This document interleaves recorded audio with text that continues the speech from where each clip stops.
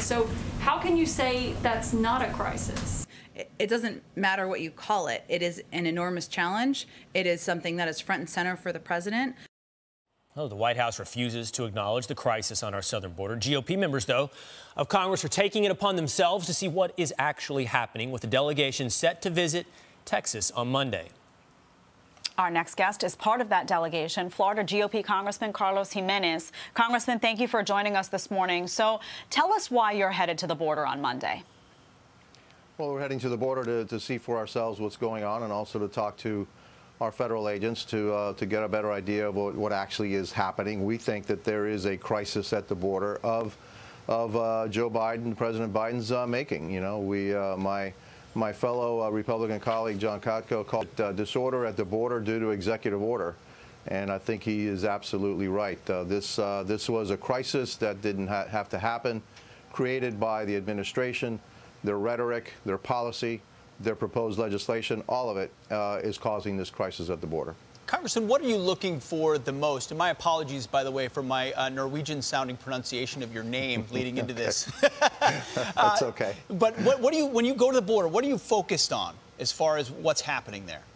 Well, you need to talk to the federal agents, and we need to talk also with local law enforcement of what is actually happening, how many people are crossing. We already have some numbers that say that the number of people crossing being apprehended has almost tripled from the same time period last year. The number of family units that have been encountered went up from 1,000 a month to 6,000 now in February, and it's just going to get worse. And it doesn't matter that the Biden administration says don't come now. Well, when are we going to come? I mean, they should say don't come ever, don't break the law.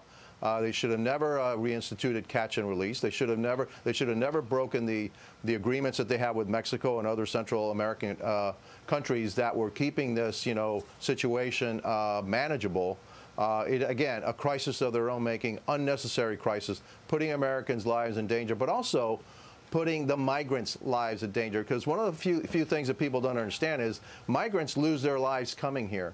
Last year, in 2019, which is the last time we had some stats, 300 migrants at the border, lost their lives. We don't know how many more countless lose their lives on the trip.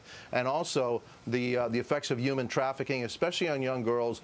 We have some stats that say about 30%, about 1 in 3 are raped during this transition. All of this is a humanitarian crisis, again, of the Biden administration's own creation. Well, Congressman, we wish you luck on your trip. We'd love to talk to you or your colleagues when you come back and hear what you saw on the ground. It'd be a pleasure. Thank you so much. Thank you, sir. All right. Thank you.